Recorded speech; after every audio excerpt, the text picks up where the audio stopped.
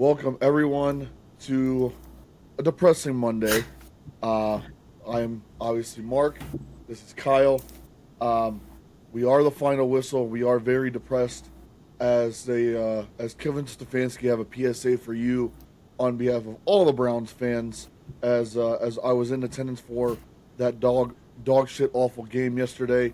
Kevin, your family, please have your bags packed. We can't wait for you to be out of the town.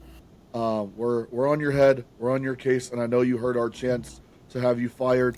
I hope you heard me yesterday. I wasn't too far from you, and we're coming for you, buddy. Your decisions are terrible, and we'll talk about that later. Again, I am Mark. This is Kyle. We come to you on a depressing Browns loss Monday. Welcome to the final whistle, Kyle. How we doing this depressing dark Monday? I would, I wouldn't say it's depressing. I was watching that game yesterday, and I didn't feel that depressed. I felt more numb, if anything. Like I was just like, all right, here we go again. It was too good to be true. It felt different. It felt a little bit different with the Browns. We had a good start. We were up 16-10 going into the second quarter or fourth quarter, and then it just kind of just fell from there. So I don't know what to think. Yeah. There's a lot of questions need to be answered, and we just saw something today that maybe Watson's on his way back, but what's that going to be like for Sanders fans and playing Gabriel? So we'll find out as we get going. But yeah, I don't know. Let's talk about it, shall we? Let's get into it. I want to get into this part before, in case my internet gets wonky. Browns lose 23-16, Mark, but hey, we got a first look at Sanders for the first time since pretty much preseason. We got a look at he got some good reps, but he's not there. He's got a lot of improving to do, a lot of makeup to do with being first team. Will he be first team? We don't know. As of right now, Stefanski says Gabriel's going to be the guy going forward. But Mark, here we go. Sanders got his first start, led the team better than Gabriel did, but unfortunately was not able to pull off the win. Yeah, I agree. I mean, I think I'm kind of in a half and half boat here. Originally, obviously, as Kyle, as those of you that have watched, I've been on the Sanders train. I've been on the Sanders train since he was at the HBCU. I liked him coming out of high school, so I've followed his career pretty closely. I really like his game. I like the way he runs an offense. And originally I was pretty upset. I think there's a lot of problems. I do want to backtrack some of my statements about the team struggles being only Gabriel's fault. Um, being that and Kyle, I'm actually going to say that partially you were right in the fact that I think I'm gonna go ahead and say that I don't think our offense or this team is set up for any rookie quarterback to really have a whole lot of success. Our O line has a lot of injury problems. They're getting old, and you can see how do I put it? You can see that it's instant pressure no matter what. Now, granted, I will say when it came to Sanders yesterday, there were at times, and I know it was kind of put in the media that there may be some protection things or adjustments that he may have missed, which I am going to get to in a second on why he probably did miss those things. But with the O line and with the weapons that or lack of that we do have as Kyle drops here, I do think that any rookie quarterback would struggle in this offense. What I am going to say, and I'm going to get Kyle's opinions on this as well. Um, when Sanders did come in, there was quite a bit of a change in the atmosphere overall. I actually was at the game yesterday. I got the privilege enough to even videotape um, Sanders' first NFL regular season reps. The energy in the stadium was different. The energy of the offense was different when he was in the game, um, especially as far as fans are concerned. He was in the game kind of unknowingly, and if you know, being at games, you don't find out right away when a player is hurt. Um, you pretty much find out when the next guy comes in, especially when you're looking at something where somebody's going into protocol at halftime. Um, Nobody expected Sanders to be under center starting that second half, obviously. But the atmosphere in the stadium, the atmosphere, I think, of the wide receivers and the offense as a whole, and even the juice from the defense seemed different. With the bad O line play, I do think he handled it ultimately as well as he probably could. But what I'm going to touch on and why I think why I started with the PSA to Stefanski specifically is how do you not give a backup quarterback any first team reps at Yeah. all since he's been drafted? Since he's been drafted. So you make him a backup, rightfully so, because you spent a draft pick on him. You never give him a chance, and then Gabriel goes out, which can happen at any point in time, by the way. Sanders could go in at any point. You never know what could happen throughout the course of a game. And I understand you want Gabriel to have the maximum amount of reps because he is a rookie and he does also need to catch up and figure this offense Yeah. out because he has not looked good as well. But how do you give a backup quarterback no reps? You threw this kid into the worst possible situation that there could have been. You set him up to fail, and quite honestly, he almost overcame it. I understand he missed a couple of throws. However, the one that he dropped to the other rookie, I can't say his last name very well, but that the DB made a great play on. I mean, that was as perfect of a throw as you can pretty much get. Right. The miss in the end zone, I think he was just a little excited.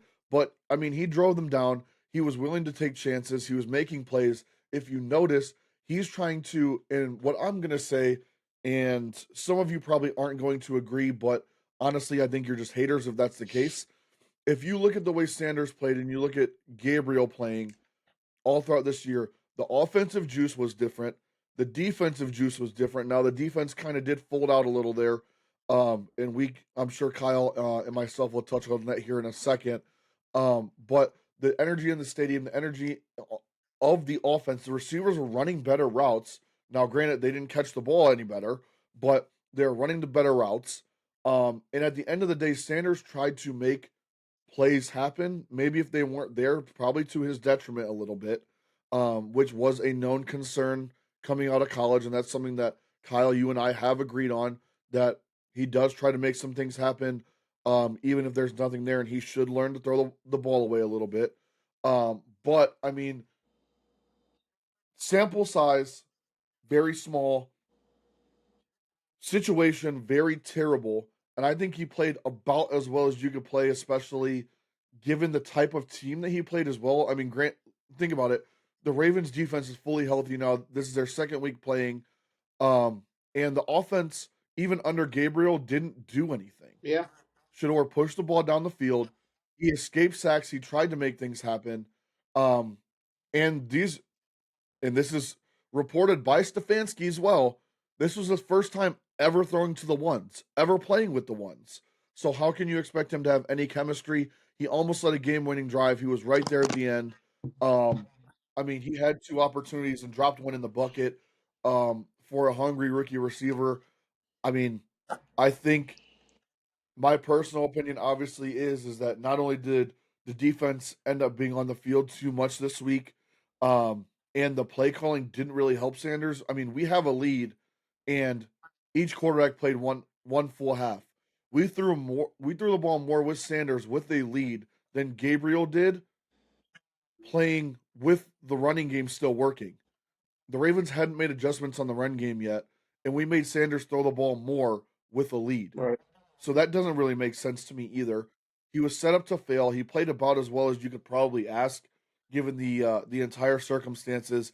He even came out and said he did not play well, but I think he showed more flashes in one half of that game of the potential that there is there than Dylan Gabriel has the 4 or 5 games or however many games he's played since we got rid of Flacco and benched Flacco. In my personal opinion, he has Gabriel has no excitement to him. The offense has no excitement to it. He doesn't push the ball down the field. Shador went. He came in with no reps, no anything. He pushed the ball down the field, almost won the game, and quite honestly, I think he showed a lot more flashes of what this offense and what this team could be under his leadership and under his offensive control than what Gabriel and anybody else really has up to this point. Yeah, go back real quick to your defense. Yeah, they've been on the field the whole. As we talked about, they've been on the field the whole season, so it's not really nothing new with them because the offense couldn't really move the ball. So, and give credit that last drive for Baltimore. Give credit to them. They had a great play design. If you guys know football, you know that that was a great play. Everyone thought he was going for a tush push, and look, they faked it, and everybody collapsed, and he ran it for a touchdown. You know, hey, credit to them. We fell for it. What are you gonna do on that? But it's Yep.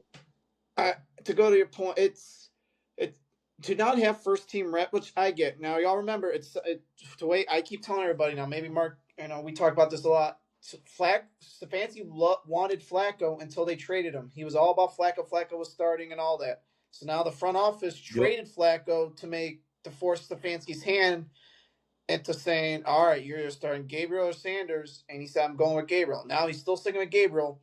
We don't know what's going on behind the scenes. We don't know why he's sticking with Gabriel. I mean, you know me, Mark. I was big about Sanders, but after seeing him play yesterday, you just let him start. You're 2-8, season's over. Play, just let him play. And like, what do we Yep. say, Mark? If he We're already mathematically yeah, eliminated. and if he and what do we say? If he fails, okay, then you maybe you got to draft a QB. If he succeeds, where you think you have one more year to give him, then you play him. You don't worry about a QB this draft. But I think you have to, at some point, you have to make a decision. Is it going to be Gabriel Sanders? I don't know what Stefanski has on Gabriel. Like, is something that obviously there's something going on we don't know that we might not know until probably someone gets fired and then they'll start letting all the tea out of the bag or the tea, out. But it it's frustrating when you see this. You had a chance to win. You had a chance to win against Cincinnati, the Jets, the Vikings. So what? And now this game. So what? That's 4 wins. You're 2-8. Okay, so maybe you're let's see, Yep. 6-4. You could be 6-4 right in this thing. And now you look at things. Exactly. You're stuck where you're at. You're stuck at 2-8. Your coach probably gonna get fired at the end of the year. If he stays, then this team is unserious and he doesn't need to be. And he needs to go. GM, I don't know. There's been conflicting how people feel about him. He had a decent draft class this year, but are we going to rely on him to make another one to save his job? Are they a package deal, him and the coach? Just fancy. We don't know. But to to not have him ready for this type of situation. Now, I believe I didn't see the injury report. I didn't see Zappy on there unless he was. I just didn't see it. But it was either Zappy was not on there or he was on there but he didn't play and it was Sanders. So I don't. But to your credit, Mark, he played well for not having a team or not having first team reps. But I mean, you got Vegas. That's a winnable game right there. But somehow we'll screw that up somehow too. But it's frustrating when you look at a team like the Bears. They're 7-3 and they're in the division lead right now. So it's frustrating at this point, and I do not get it. And I don't know. I don't get it how they see these other teams. Oh, the Bears. We'll give the Jaguars put a whooping on the Chargers. Who else? Yeah, I'm trying to think of the Panthers, who are fighting for a playoff spot right now. And look at us, we're 2-8, and we're Right. 2-8. And Arizona, they're probably gonna fire their coach. I don't see him lasting. He's been there for 2 or 3 years already. So it's like, and Yep. Giants fired their coach, and Jimmy Haslam, the owner, for people that don't know, he ain't doing a damn thing right now. I mean, I get it. You're not going to hire a coach midseason. That's not going to happen. But okay, fire the coach for do what. There's two teams that fired their coach before they were even eliminated from the playoffs, and now they're going to get ahead. They're probably getting a head start on things. And Jimmy, you need to read the room, buddy. Look, they fired their coach. You got him out of here. And now look, now you're stuck with this guy who, if he gets fired, I think we'll all be happy. But this is frustrating for being a Browns fan right now. I mean, yeah, and my thing is at the end of the day, look at the coaches that have been fired this season. They didn't even lose the locker No, room the way Stefanski has lost the locker room, and players have come out and literally said it. Like Miles Garrett has come out multiple times in different ways saying that the locker room is essentially cracked, broken, and he doesn't understand what the offense is doing. Like that's a telltale sign that this locker room isn't there. Players have been calling for Gabriel. Unfortunately for him, like I do genuinely feel bad for him. Kyle being at that game yesterday, his first incompletion created boos and created Sanders chants all throughout the yeah, stadium. Like I do genuinely feel bad for the kid because ultimately he has to play perfect for the fans to get behind him anymore. and that's partly because of Stefanski putting him in a bad spot as well, quite honestly. And I think I heard it on potentially the radio or I heard a clip somewhere. But I also agree that Barry pretty much kneecapped Gabriel. If that was their guy, um, as my dogs are going crazy over literally a shadow. But I mean, if Gabriel was their guy in the third round, both of them, if he was both of their guys, they kneecapped him by getting Sanders in the Yeah. fifth. I understand the idea of it, but at the same time, you know Sanders is a household name. His dad was a Hall of Fame player, for one. And for two, he was a great college quarterback, a record setting college quarterback. So when you look at something like that, you kneecap this other kid that you're supposedly believing in so much that you're standing behind time and time and time again. But at the same time, now every incompletion and Stefanski's already said he's going to be the starter if and when he clears protocol. The minute he gets back under center, the minute he steps back into Cleveland, he's getting booed. Yeah. The minute that happens, Sanders is gonna have chance. And to Sanders' credit, again, what I will say is not only did he agree that he did not play up to his own personal standard, but he came out yesterday, was grateful for the opportunity that he had, but also asked fans to get behind Gabriel more because he didn't like the fact that Gabriel hasn't been comfortable under center because everybody wants to see Shador. So to his credit, he's still playing he's still a team guy, which supposedly, according to everybody in the NFL, that was his big problem was he's all about himself. So I'd like any NFL GM that said that to come and explain where that's been coming from because I've heard nothing but team things outside of his confidence in his own personal ability, which all pros have, by the way. But I mean, at the end of the day, I think Stefanski does need to go, and if he stays, there's something else going on there. I think Barry does deserve another year.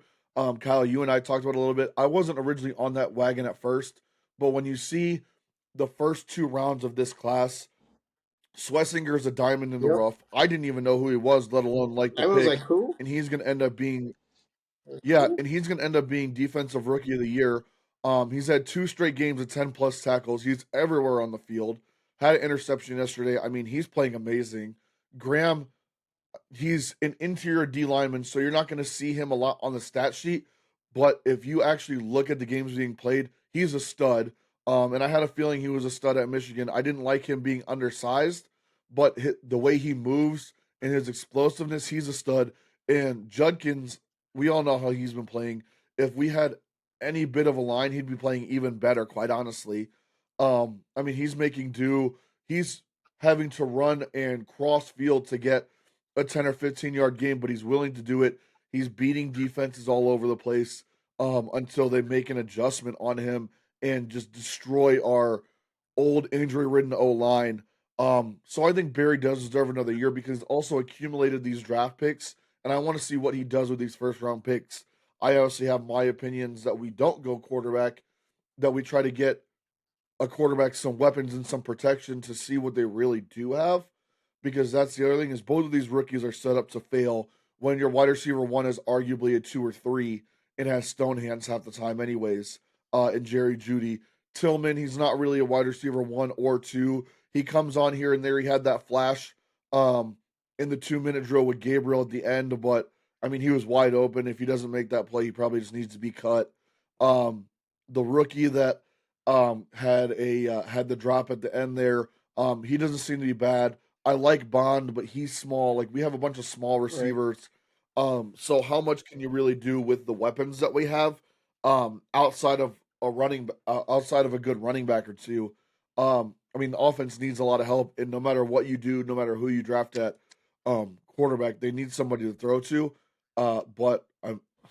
I think you have to start with removing Stefanski because these guys don't want to play for him anymore, and it's clear. No, and to real quick go back to your Sanders point about the college. I mean, it's hard to translate from the to college to pros. You look at JJ McCarthy; he's now struggling a little bit. Is it just because this is his first year, or Hey, but him in crunch time, insane. yeah? And Just their putting that out defense kind there. of let him down a kick return at the end. But is it kind of him? Is it just his first year? He's still trying to learn the system. But then you look at someone like Kyler Murray, who was a decent guy, a decent player in college at Oklahoma, but now he's struggling to even get Arizona, and he's probably going to get traded or at some point at the end of the year.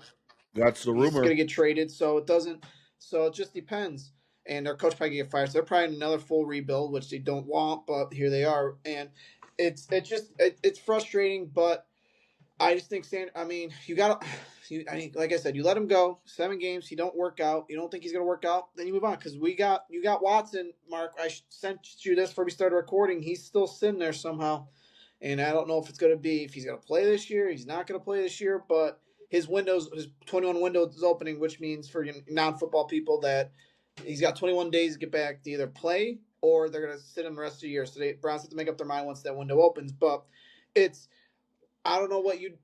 I don't know. Stefanski, but play calling is like a last hope. Nothing's changing there. Reese. I mean, I think the new coach Reese is gone. Stefanski's gonna be gone.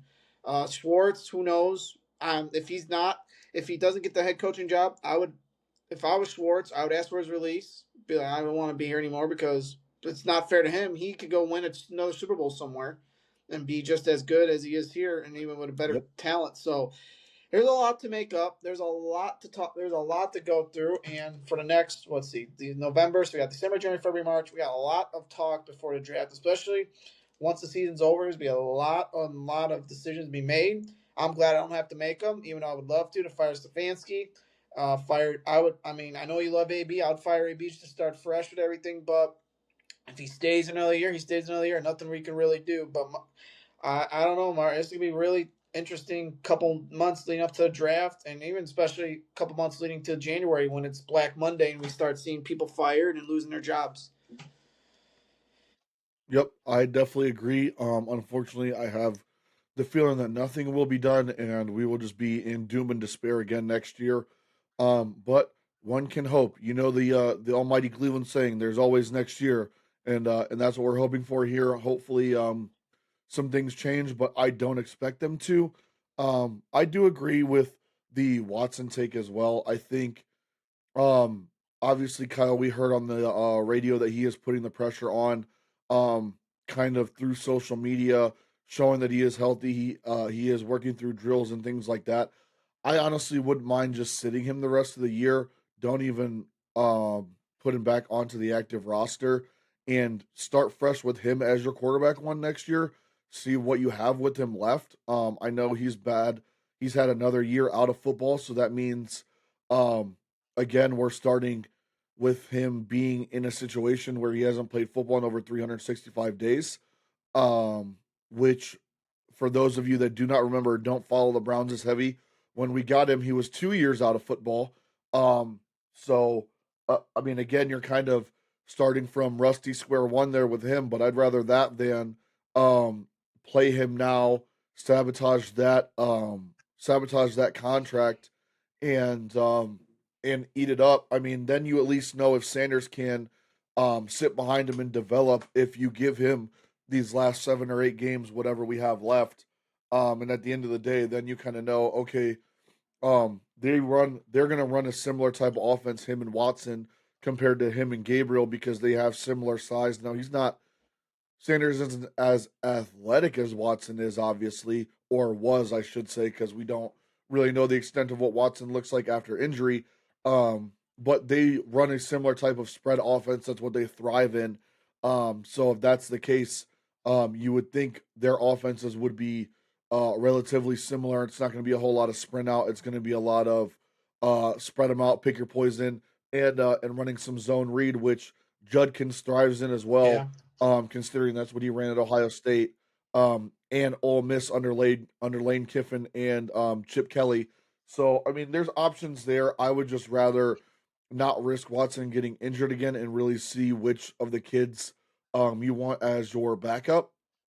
From a front office standpoint, obviously, I think they would pick Gabriel just because they pretty much handcuffed themselves to him for no apparent reason, which is also why I'd love a new coach in there to get fresh eyes that aren't biased and really see which kid is better and which you like more on the offense you want to run.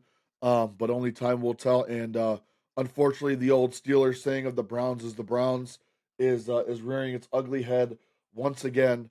Um, as we see it happening in real time all over again on stupid decisions, bad decisions, et cetera, et cetera. So we'll see what happens as other teams in the league have kind of like you said, pretty much surpassed us in every sense of the Yeah. word, and they were in the same bucket as us just a year ago. So we'll see. Browns play the Raiders this coming week, so we'll see. Maybe another loss, but we'll see how it goes. And at this point, you just want to lose, get as high draft pick as you can, and then it'll be very interesting to see who they get as their draft pick. Depends. They're good. They're gonna be in the top 10. Just a matter of where they are. Probably top five, if anything.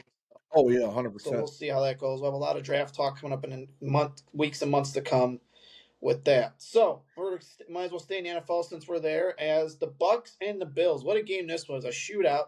As the Bills win 44-32, kind of get back on track a little bit. Bucks kind of free falling a little bit still in the first in a weak division, so they'll be okay, but got to get it turned around sooner or later. But Mark, the Bills showed up without their top tight end and their we think a type wide receiver. That's a story in itself. But Tampa Bay still got scored 30 plus with no weapons, and it was a very interesting game for both sides, and the Bills are right back in the thick of this. And if right back in the thick of this when they really needed a win.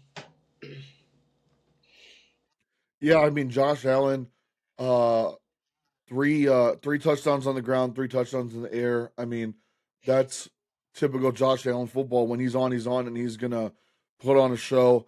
Um, Speaking to your point, I mean they came out and said Coleman was a healthy scratch due to him being late to a meeting. Seems like some players have gotten into him on not only his progression from year one to year two, but just understanding the mature progression of being an NFL player and making sure that all your ducks are in a row. There were some post game interviews about that. They win despite that. Obviously, we've talked about it before. Josh Allen pretty much has to win the Bills every single game, and he has to play like this every week for them to have a chance because they, similar to we, don't have very many weapons. But the thing that they do have is that quarterback, and as I watched Josh Allen flourish, unfortunately that one hurts as well because we could have had him. I He was advocate. right there for the Browns to take. Say Oh, say I it was again, gonna say Kyle. I advocated for him. I wanted Allen compared to what I forgot who we drafted that draft, but I said I wanted Allen. He could throw. No one was talking about him coming out of Wyoming, and he goes to the Bills, literally right up the road from us, me and Mark that in Buffalo. So, but yeah, he's right there. But go ahead, Mark. Go ahead, Mark. But I mean, yeah. So, I mean, you kind of watched him flourish into the MVP that he is. He's basically put the entire city of Buffalo and the whole state of New York, on his back, to a 7-3 record. Granted, we have to see playoff success from him, but as far as the Bucks go, I mean, they just really need to get healthy. It looks as though, quite honestly, they could have a potential three-headed monster at running back if Bucky Irving ever gets healthy again. Sean Tucker had a great day yesterday. You've seen your flashes from Rashad White, and then Bucky Irving still to come back. I mean, you had Igbuka come back, but at the same time, when it's only him out there, it's pretty tough for him to pretty much beat double Yeah. coverage. Sterling Shepard is still a decent wide receiver, but he's not what he used to be. He can't be a wide receiver one or a high wide receiver two anymore. So I mean, it's starting to kind of rear its head a little bit on the fact that they are missing Evans and or Godwin, quite honestly. But Baker's still playing relatively decent. Like, I mean, he threw for 173 and a touchdown. They were trying to, it seemed like, shorten up the game a little bit to stop giving Allen the ball so Right.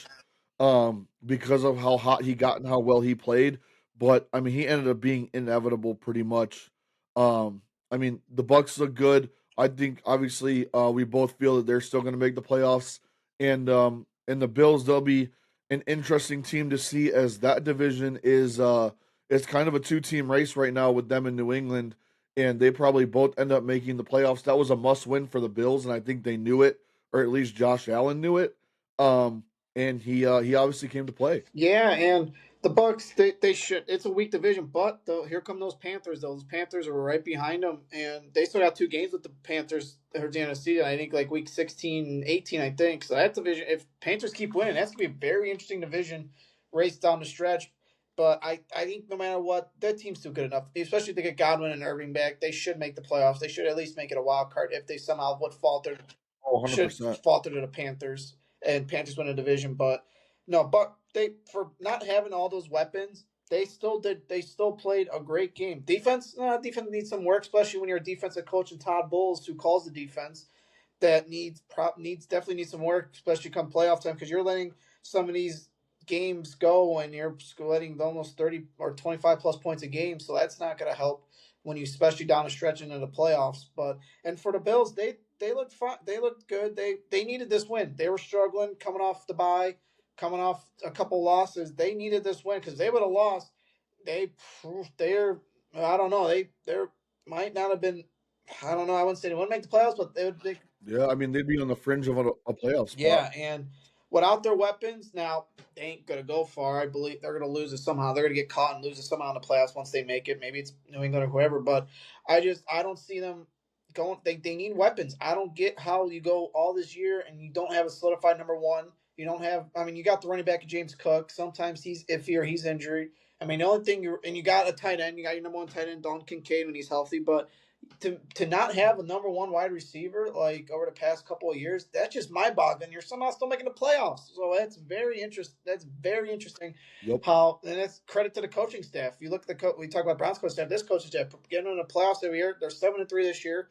Probably at least they got the Patriots and Ravens coming up. That's gonna be tough, especially with no receivers. But I don't know how they find a way to win when all you got is a quarterback, a running back, and a tight end, and now your tight end's hurt. So it's fascinating how they're doing all this, Mark. To be spent not this year, but the past couple of years. Yeah, I mean it goes to show you what happens when you invest in a good quarterback, when you invest in what um qualities you want and you build the team and the offensive strategy truly around him.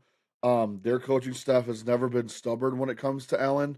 And they gave him a long leash to start and have refined everything for him. They've created a perfect situation for him where even though the offense was great, they gave him all the confidence in the world. They let him grow in an offense that they knew, and I think that he has said before that he had the input in to thrive in, and all that coaching staff did is believe in him, and they make adjustments based off of what he needs and not what they think he needs, and it just goes to show you what a real good coaching staff can really do to help a player flourish. And I mean, it's the old saying, Kyle.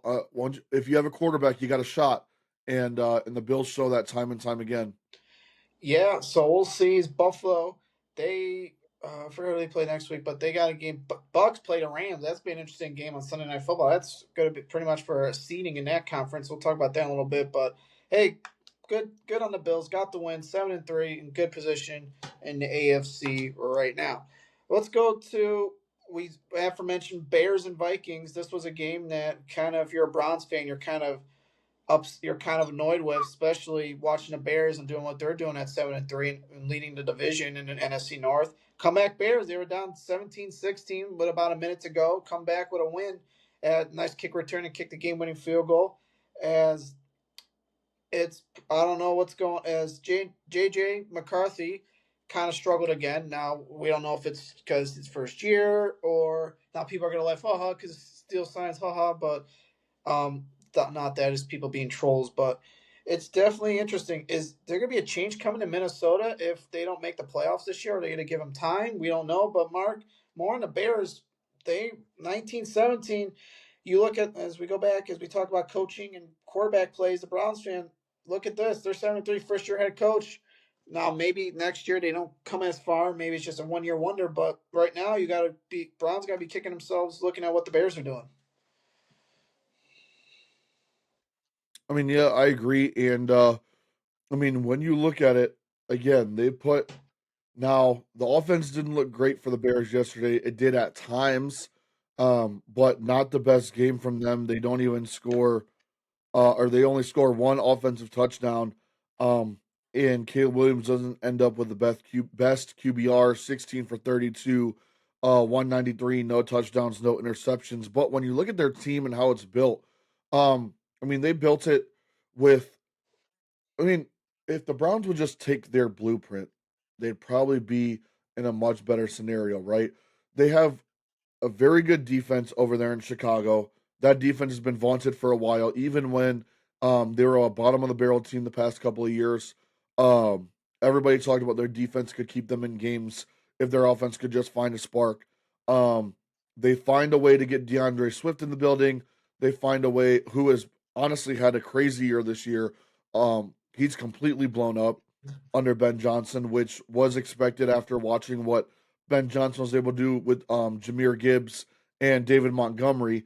But I mean, then again, you look at their young weapons. You have Colston Loveland, who is a rookie this year. Luther Burton, rookie this year.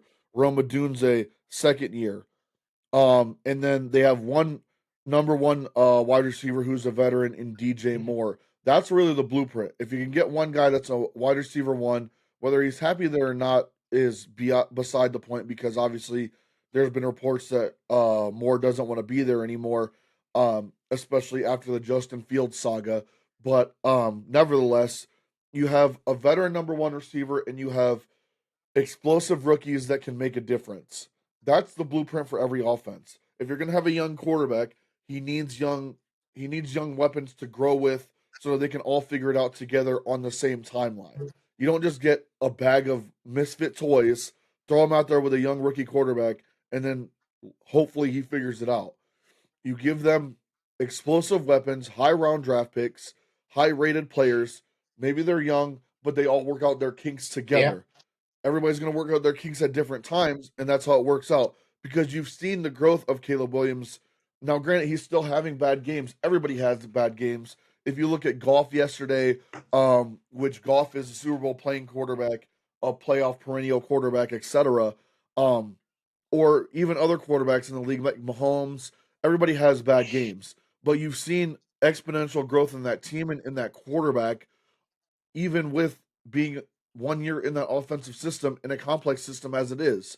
So I mean, the Bears look very very promising. I think they're going to be good for years to come as long as Williams doesn't take the high horse and stunt his own growth. And the Ben Johnson offense continues to work its way through. But I mean, when it comes to young players and a young team, that's the blueprint. And as long as they can keep them all together and that defense stays intact, I think the Bears are going to be a force to be reckoned with again for years to come. They found a way to win time and time again, and they're fun to watch. Honestly, they're very very fun to watch. I agree. Yeah, they're very fun, and to come back like they did, it's a kick return. There's been a lot of kick returns these past couple of weeks in the NFL, especially obviously what happened to the Browns last week with the two and a couple others. But and then Seattle and San Francisco, 100-yard return last night as well against Arizona. But yeah, their Bears are very fun. They're a young team. They have no expectations, and they're 7-3. And you talk about Swift. Don't forget they got another guy, Kai McNunn guy from Rutgers, who's been filling the void for Swift, when he was out, and complimenting him when Swift needs a break. So they got some weapons. Yep. And if Colston Loveland develops, if Burden develops, if Arduzzi continues to develop, they have a solid team. Their defense is going to get better, hopefully.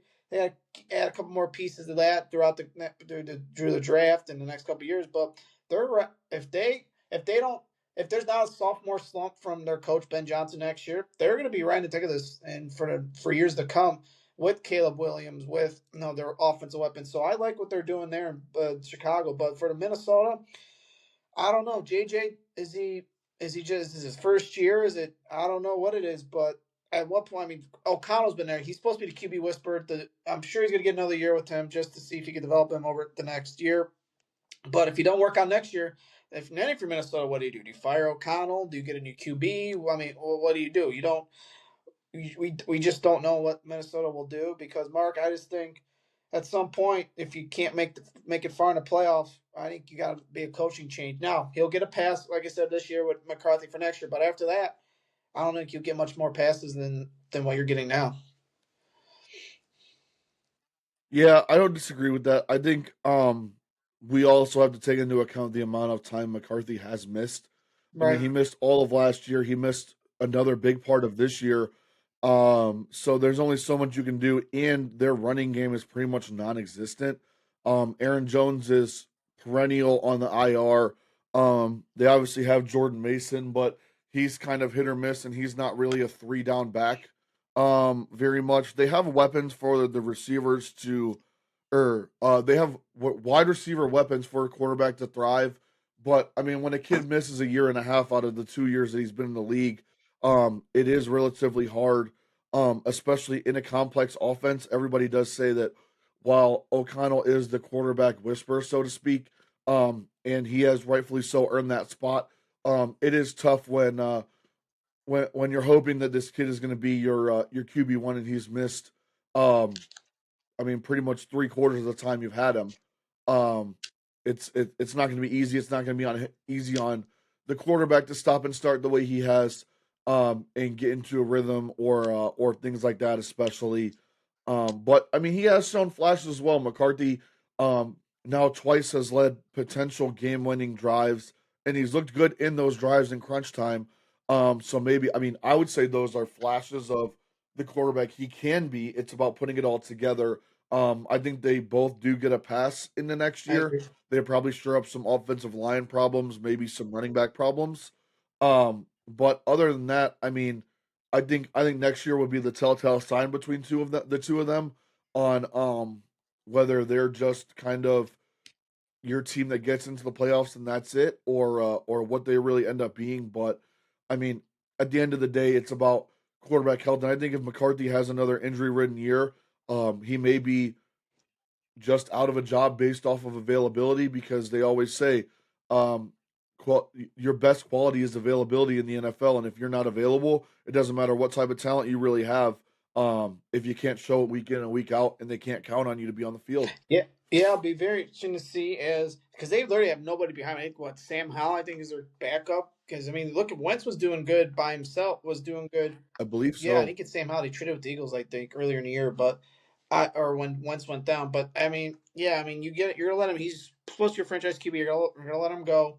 I mean, they're still in the thick of it. Do they make the playoffs? I don't know at this point. Maybe not because of what's going on, but you never know. I mean, he could go on a run, and it's going to take time, another year probably. But then, as Mark said, they got weapons. They got Justin Jefferson. They got Aaron Jones. Who I mean, I wouldn't be surprised to get another running back next year because Jones is getting up there in age. But I mean, you got And you have Jordan Addison, who's looked great as a wide yeah, the receiver number too. two Jefferson. So it'll be very interesting to see how that team plays out. And but hey, you got a 3 team race in NFC North. The Lions, the Bears, and the Packers all in the spot to win the division, make the playoffs. So this will be a very fun race. We don't talk about the NFC South maybe being a fun race. The 3 teams in NFC North, they're gonna play round robin, gonna play each other out. That's a very interesting race down the stretch, and we cannot wait to watch it unfold the next coming weeks. All right, an interesting. We're going to continue with the interesting game that caught probably a lot of people's eyes. Kansas City goes to Denver, loses 22-19, and Kansas City is 5-5 on the outside looking in the playoffs. Are they missing the playoffs? Are we counting them out? Denver 9-2, looking great as ever for the number 1 seed and number top 2 seed in the conference and for the division mark, but are we counting KC out yet, or are we still thinking they're going to make a run at this thing? I mean, this is going to be, I don't know if it's necessarily a hot take, but I've always thought that Kansas City would always find a way to make it. But I don't think that they make it this year. I think this Hmm. is the start of turning over a new leaf. I mean, when you look at it, they should have been much better at this point in time, with all of their weapons healthy and back. Kelsey is still your leading receiver. They have no running game at No, all. they haven't. I mean, Kareem Hunt carries the ball 13 times for 60 yards. So they have no running game. Their defense is getting old, quite honestly.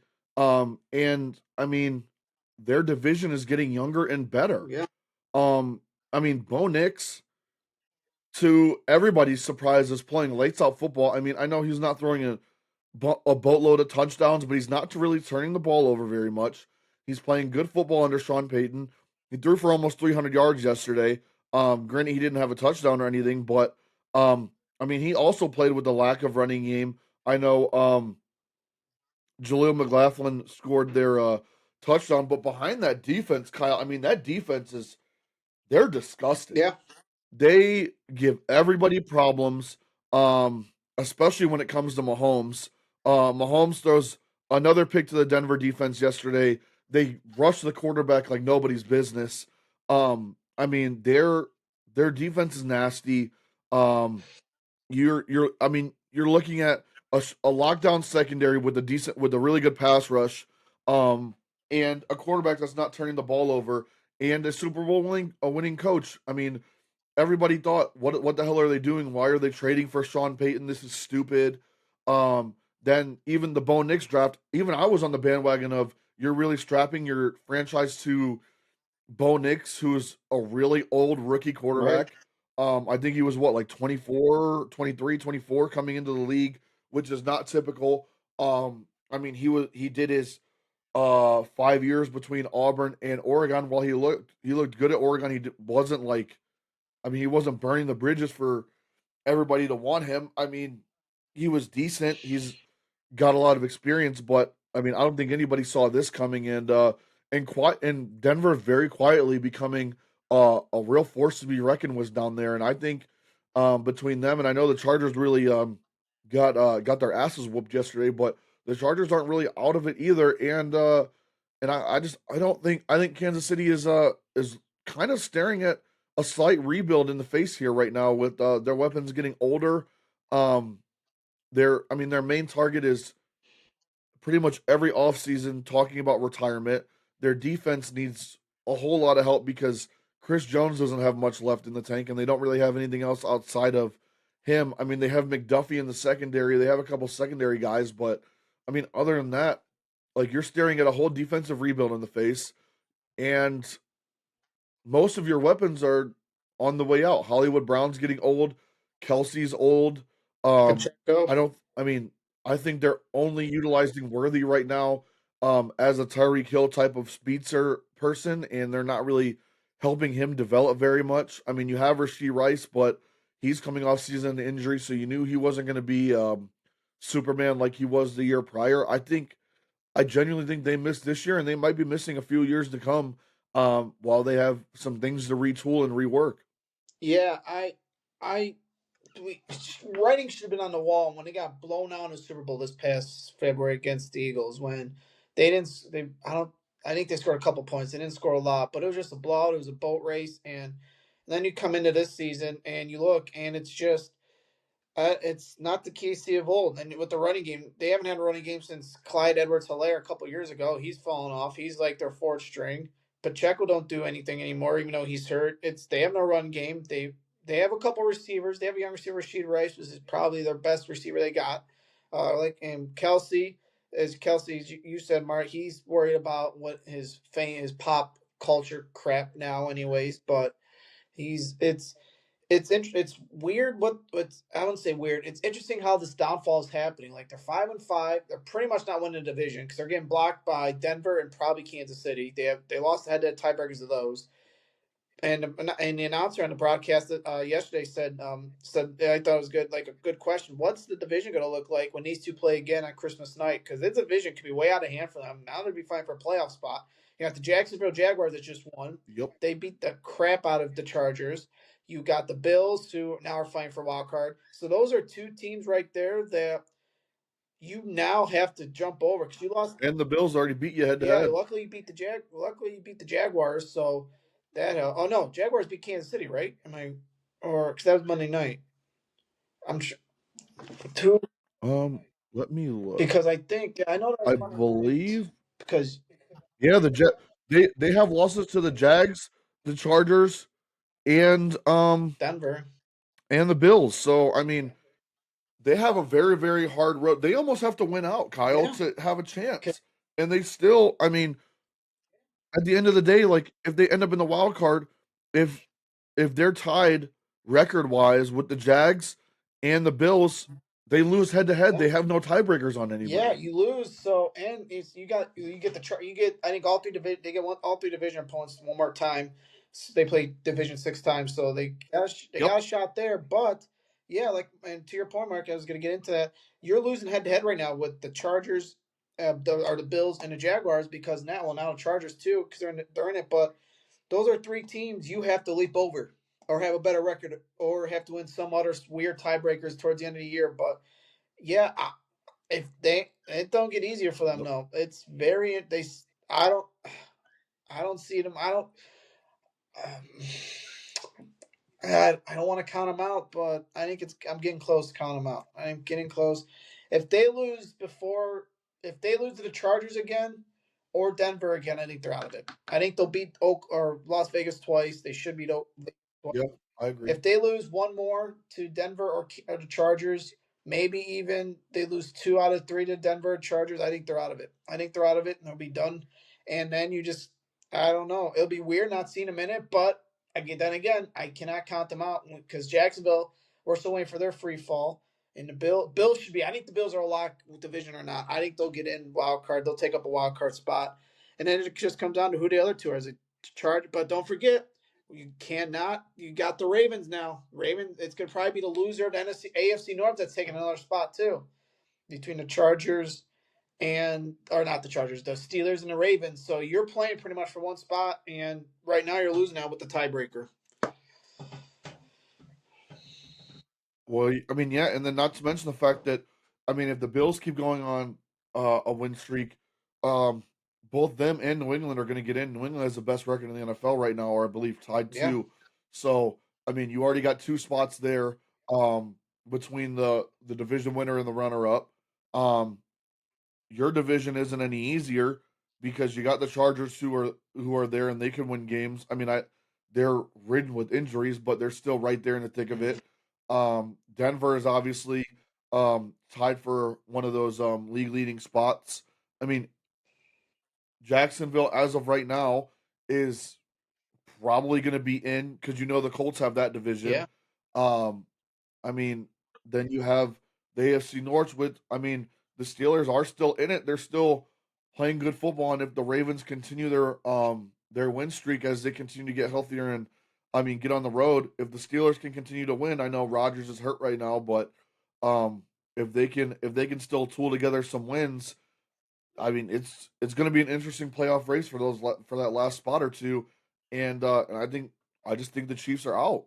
I agree, especially the tiebreakers and with the cause I as I go back as you said, yeah, you got two spots already claimed. You got AFC North. I think two wildcard spots claimed. The AFC North loser and the AFC East winner. So you're playing for one spot between the Chargers, Jacksonville, and yourselves. Because I don't see the Ravens missing it at this point. They're 5-5. They're like what 3 or 4 game win streak. Pittsburgh's without Aaron Rodgers though. That's the thing. How are they going to respond if Rodgers don't play these next couple of weeks? Especially when you got to play the Ravens one more time. You got to come to Cleveland. Yeah, they come to Cleveland and the Browns are going to look to spoil their season. So it's going to be very interesting down the stretch here for the Kansas City Chiefs. We're interested to follow that all season or the rest of the year.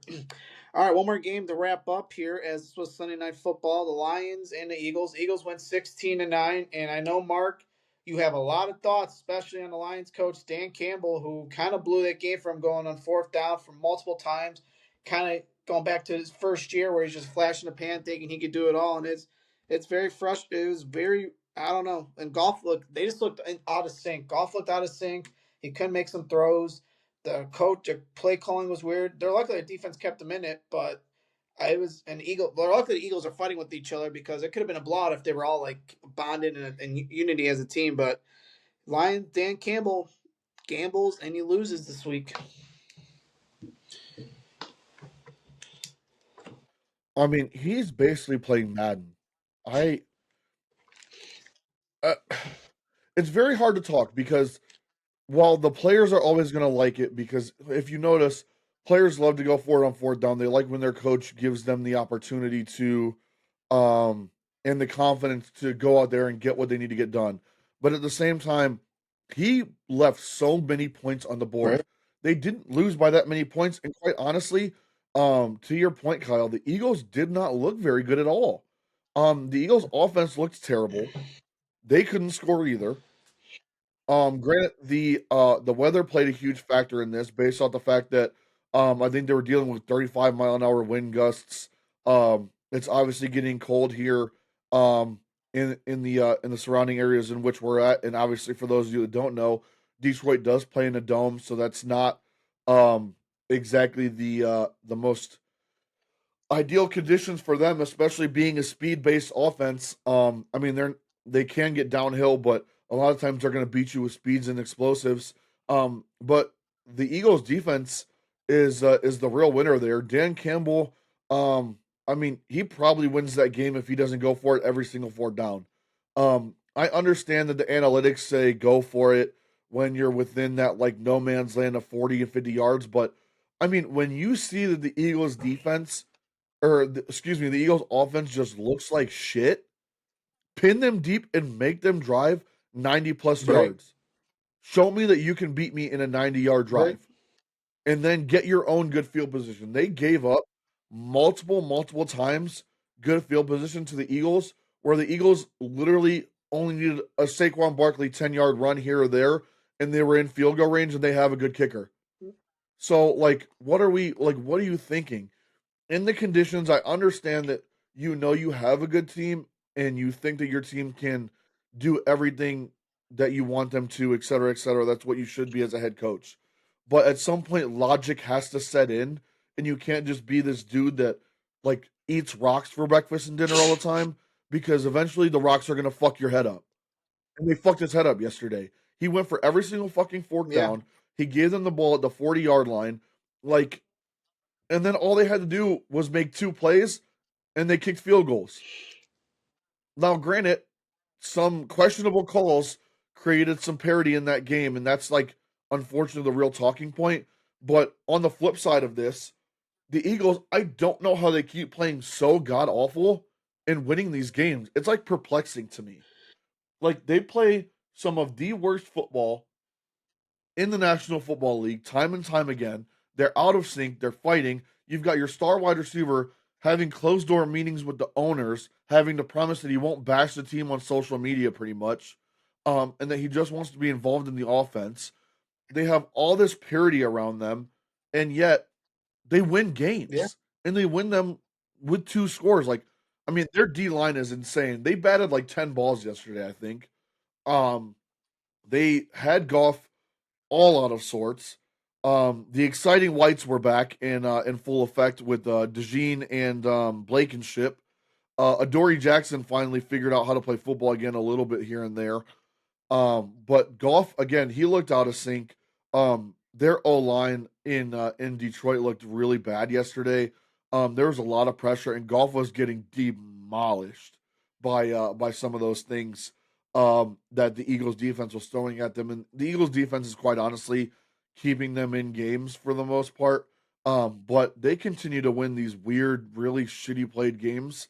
And I'm waiting to see if similar to a few years ago, it ends up biting them in the ass again. But as of right now, they're winning these low down, dirty dog fights, and I don't really know how they're doing it, but here they are in the Lions. I mean, Danny Campbell calls a second straight game in a row on the offensive side of the ball, and they don't look the best. But I mean, you can give the weather some of that problem.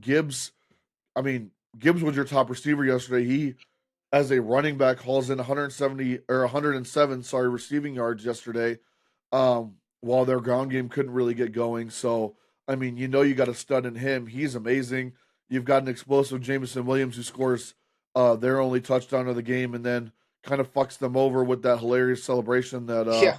I think the No Fun League struck again in doing that. Like, let the players celebrate. That's what people love to see, um, and things of that nature. But, I mean, yeah, it's very perplexing on both sides of that aspect.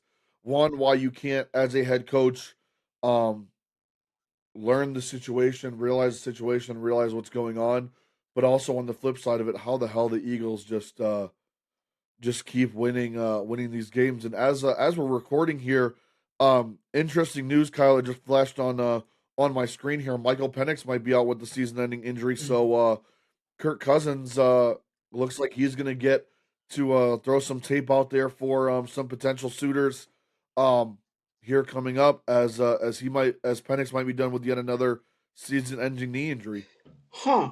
Yeah, I mean, Falcons weren't going nowhere. Their Falcons aren't going nowhere, so really can't really, not really much you can talk about that. Even though Cousins, yeah, like Mark said, Cousins maybe showing flash, maybe needs to go back to Minnesota. If they get rid of Wentz to kind of work with the young kid and JJ, does he go somewhere? Arizona, maybe. Arizona's going to be looking for a quarterback, maybe to bridge the gap. So it'll be interesting to see the Falcons. The Falcons, they had their chance yesterday, lost in overtime to Carolina. So be interesting to see how Falcons play out their season. Do they get rid of their coach? Because he's been there a couple of years and it's been really kind of a dumpster fire there as well. So it'll be very interesting to see what happens with their situation down there as well. But going back to Eagles, yeah, I don't.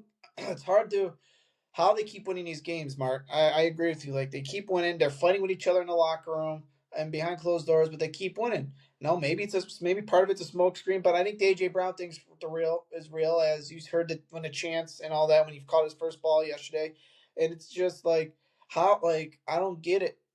Is he I don't know, like what's the bickering about? Like I get it, he's not getting thrown to, but I think as part of AJ Brown should be like, well, I'm that good, I'm getting guarded, so I mean, you should maybe as a compliment that you can't you're not getting the And to that point, he has 11 targets yesterday as yeah well. career high. They showed the stat. It was like I think it was entering third quarter or after halftime. He had like nine or like close to nine targets. That was like a career high in like a game or something or whatever it was. I'm like, that is weird. I didn't think it'd be.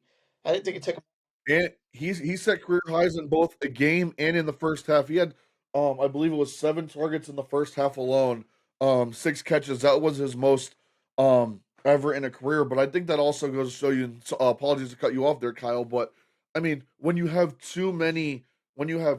just too much on one team, somebody's gonna feel some type of way Yeah. because the ball can only go to one person at a time. Yeah, so and they got Devontae Smith, who's just quietly he didn't have a really good game yesterday, but he's like their number two, borderline one when AJ's out. And you got Barkley, and it's been weird as they were also talking about Barkley too. Like he hasn't really popped off yet for a big game. He's been kind of subdued, and is that to the point because they know the people know their offense. It's a run first and then they throw, or is it because they're not the Eagles are not as strong up front with their offensive line as Lane Johnson second straight week went down with an injury. We'll see if he bounces back, but they're still in it. They're the leading division, so you gotta give hats off in a weak division as the Giants suck, Commanders suck, Cowboys are there. So I mean, they could coast in the playoffs at this point. Just get everybody healthy because they're not going to get challenged. They're only going to get challenged outside their conference as they were the past couple of weeks, but. They have the Cowboys next week, so it'll be very interesting to see how they do, Mark. But yeah, I don't see them. They're going to make the playoffs, but how far can they go? Will it catch up to them? Will they just propel them to another Super Bowl run? But it's very interesting to watch them do what they're doing right now. Yeah, yeah, I agree. And I mean, their division is kind of a joke right now with all the injuries. Um, I mean, the Giants had some excitement, the Commanders had some excitement, but they faced a whole lot of injuries, and that's kind of derailed them. The Cowboys, we didn't really know what to expect there, and then CD Lamb went out, so that kind of made them throw the towel in pretty early. So I mean, we'll see what happens with the Eagles. I think we're looking at a situation where a few years ago how they came off after that Super Bowl loss. They seemed extremely hungry, but at the same time they were winning really bad games um, all the time. I think that's an indicator of things to come. It's never really a good sign.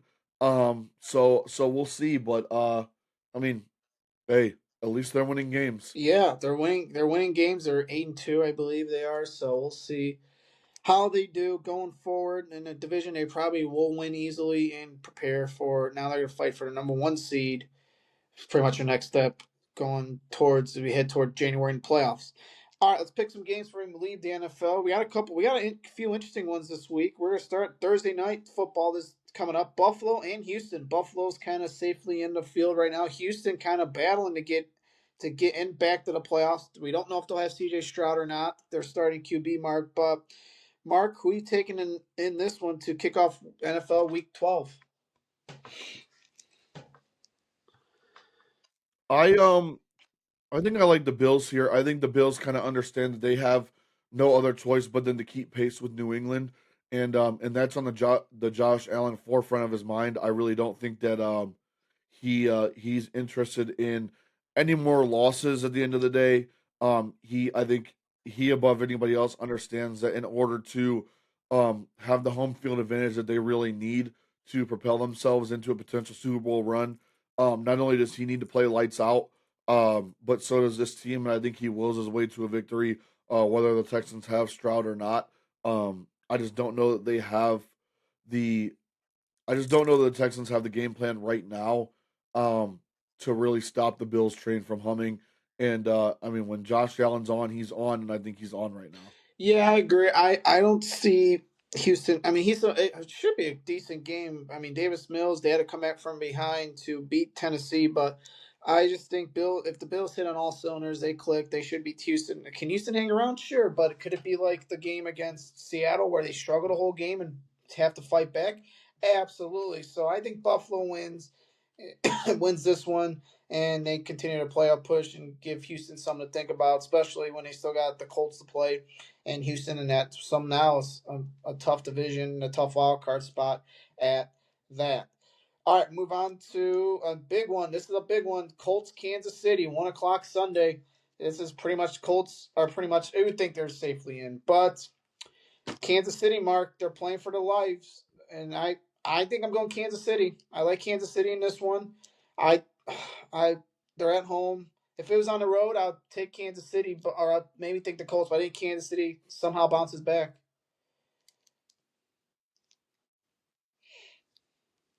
See, I think I'm going the opposite way, and for the singular reason that they're playing a similar team all over again than what they played this week. They're playing a tough nosed defense and a team that doesn't really turn the ball over. Plus, this running game with Jonathan Taylor is, I mean, they're unbelievable. Um, the the Broncos don't have the best running game in the world. They're still trying to figure it out in a backfield by committee. And this week, the Colts have, or excuse me, the Chiefs have to not only figure out how to stop Jonathan Taylor, which is a task all all on its own, but at the same time, um, I mean, the Colts still have an explosive throwing game. So at the end of the day, I think that's going to be end up being too much for the Chiefs. Well, I know it's um their kind of their last ditch effort here. I think the Colts put a fork in them this week. Wow, I can't see it. I don't think they'll go down without a fight. And if this is the game Kansas City,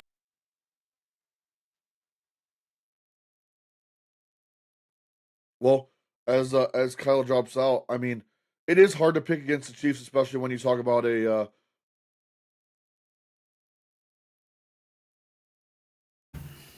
there we go. Back. there's Kyle back. But yeah, it's definitely hard to pick against Mahomes. Kyle, I'll give the floor back to you there.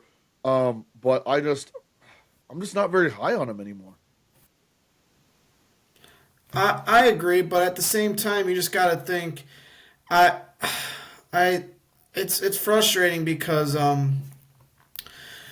you can't write them off. That's the thing. You just cannot write these guys off yet because you just don't know what you're gonna get day in and day out. So I'm sticking with Kansas City because I think they're gonna make one more push. I think they got one more push they're gonna make, and I think it's going to be this is it. And I think it starts. The Colts are coming off a bye, so are they gonna? Will they be a little rusty? Will Kansas City catch them off guard? So I think it'd be very interesting to see how that goes. But I'm going. Give me Kansas City in this one as well.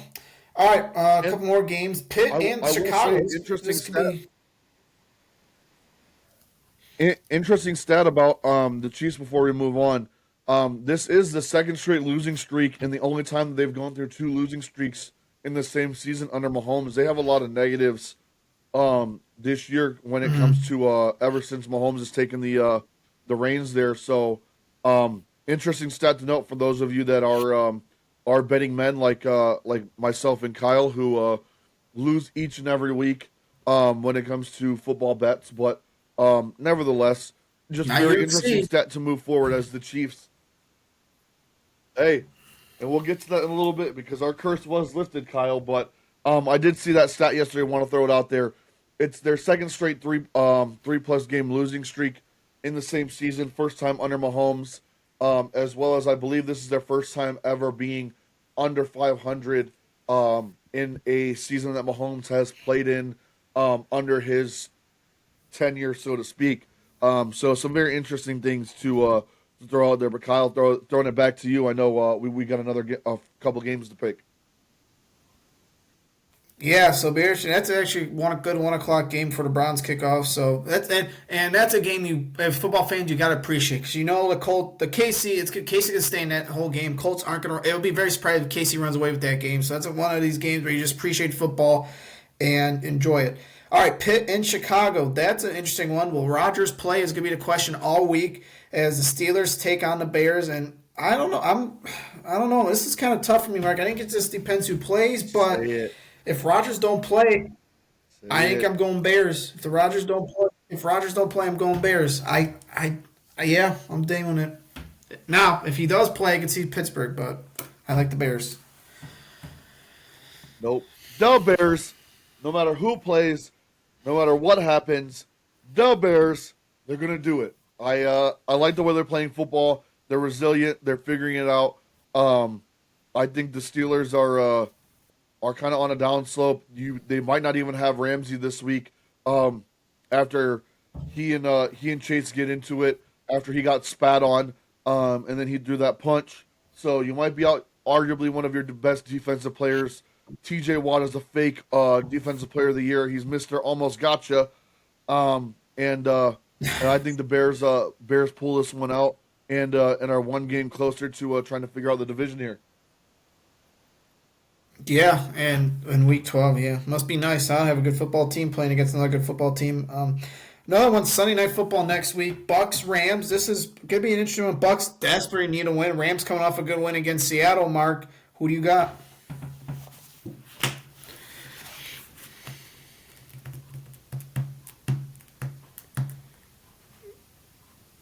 Oh, we losing? So I mean, Bucks and Rams wise, I like the way the Bucks are playing, but at the same time, the Rams are on a freaking heater right now, man. I mean, Matthew Stafford is all over the place. Devontae, Devontae Adams is. We all know what Devontae Adams is. He hasn't. Doesn't seem like he's lost a. Doesn't seem like he's lost a step. Kyron Williams is just doing Kyron Williams things. He's in closing on another 1,000 yard season. Had another touchdown yesterday. The Rams are just playing good football. Their jerseys last weekend were freaking or well, I should say yesterday were pretty sick, quite honestly. Stafford 27 touchdowns, 2 interceptions this year only. Um, I love the Rams uh brand of football, and I think the Buccaneers they just need to get healthy this week. So I'm going the Rams. I wish they would wear those black jerseys more because those things were freaking sick. And I think Stafford is with gray haired Stafford is like a new mythical creature, and he's out here spinning the football like no other. Give me the Rams in this one. I think they could potentially win pretty handily and really take a stronghold over the NFC here. Yeah, I. This is a tough one for me. I've been going back and forth. I'm gonna go Rams. I think the Rams have what it takes. They shut down a high scoring Seattle team this week, and especially against Smith the Jigba. So give me the Rams in this one. I think the Bucks. Their injuries are still unless Godwin and Bucky do play, then maybe it probably be an interesting game. But give me the Rams in this one as well. We will check it out and see how that goes down Sunday night. And a Monday night game, who would have thought all of a sudden now we have a big one in San Francisco. Carolina Panthers playing out of their minds right now. And they're going to be playing. This is an interesting game because now this is kind of like a wild card implication game, Mark. Who do you got? I am actually to gonna make a statement pick here. I'm actually gonna go with the Panthers. Okay. I like the way Bryce Young is playing football right now. Um, Ted McMillan is really starting to come along as a young receiver. I think the 49ers just have too much riding on McCaffrey at this point in time. They're wearing him down. McCaffrey's not only their leading rusher, but their leading receiver. And while that is fun for like fantasy football standards and things like that, it's not sustainable for a long period of time. Um, Mac Jones and Bryce Young are very similar. Stat wise, Mac Jones is thrown for a little bit more, but I also like how Rico Dowdle is playing football. Um, the defense of the Panthers is coming along pretty nice, while the 49ers defense is pretty injury ridden. They're still missing their man in the middle, Fred Warner. And I just think, I don't know, there's something about these Panthers this year where um, I just think everybody trashed them, including us, for so long, and everybody was so out on Bryce Young, and all of a sudden, again, the Panthers do exactly what I've been saying the Browns need to do, and giving a rookie quarterback a shot and giving him some weapons. Um, and Bryce has grown nicely. Ted McMillan looks like the real deal. I like the Panthers in a really close one on this Monday night, and I think they do. This is going to be a hot take here. I think they grab a wild card spot this year. Quite honestly, So you're taking my hot take. You're taking my hot take. What I text you? You're taking my hot take. I'm I'm taking the hot take, Kyle. I'm riding the train with you. As folks, I there's text that I said that first, so don't let him fool you. He's just stealing from a great mind. But um, I I don't know. I think San Fran, they got their weapons on offense back. I think San Fran wins it. Can Carolina win it? Sure, but I think just San Fran's going to go in there. You think? I yeah I I think San Fran just a little more not healthier, but a little more mature to win a game like this. Can I now start to see, can Carolina deal with this pressure? Yeah, they're definitely more Can is experienced. Carolina be able to deal, like, all right, everybody's just start talking about them just a little bit week by week, especially when they keep winning. So I like Carolina, or excuse me, I like San Francisco over Carolina. But if Carolina wins, they're making the playoffs. I would bookmark that because hey, we're 2 for 2. Well, we should be two for Hey, two. Well, maybe two for, I don't know. We're 1 for 1. No hot takes. Mark is Hawaii Rainbow Warriors are 7 or 8-2, gonna make a bowl game, and my hot take with the Steelers, they're hanging on by dear life, but they're hanging on. They're there. They're hanging on. So we'll see. Give me San Fran and listen. listen, I'm riding the train on your hot take of the Panthers. So So you get half credit. I think as a unit, we're running with this. We'll go point five, point five. I got I don't know. I just got a feeling that there's a new guard coming, and I like the way the Panthers are playing football. They're quietly um doing some good things down there, and randomly they find this Rico Dowdell fella off of the Cowboys scrap heap, and I know the Cowboys are pissed right now. Yeah, they're giving up him. So we'll see. It's going to be very interesting. Another interesting week of NFL. Last week for Thanksgiving. So it'll be very interesting to see how those games go about. Hey, a quick shout out here before we continue. Alyssa, a family friend here, has completed her or passed her bar legal exam for becoming getting into law. So she passed that a couple of weeks ago. So I want to give her a big shout out. Alyssa's a great friend, and the family's amazing. They've been supportive of my family ever since our parents were younger. So hey, they're a great family, great group of people. Very honored to having them in our lives. So Alyssa, congratulations on passing your exam. Hope for the best in your legal adventures, and cannot wait to hear some stories when you do get going down the road. All right, as we continue to move along here, as this time we're recording Monday morning, so we're going to continue here. Let's talk really quick. We have a weird story that came out, as me and Mark talked about. Michigan State the football team had to vacate all their wins from 2022 to 2024 for playing 3 ineligible players from recruiting violations, paying recruits to fly in for unofficial visits. School had covered travel expenses for recruits, so they get. We're not going to bore you with all the details, but they get a 3-year probation, which is nothing. It's just you get. They're just the NCAA is going to be watching them. $30,000 fine. Vacate wins, and so the new coach. It was under the older coach, so the new coach has no Big Ten wins. Mark, pretty much no wins, and is now Michigan State was all making fun of Michigan for the counter selling scandal. It ain't no fun when the rabbit got the gun, is it, Mark? I mean, it's just funny to me, Kyle. I know we spoke about it a little bit before, but for them to be playing ineligible players and still suck ass is even worse. Like at least the Michigan scandal, it made them like they won. They were winning. Right? Michigan State still sucks ass. So you played ineligible players and you were still losing. So like you cheated and you still suck. how So what are you doing? how how Like dumb can you be? what how many Big Ten wins did the guy really have? They vacated the 5 wins in the last 2 years that he's had.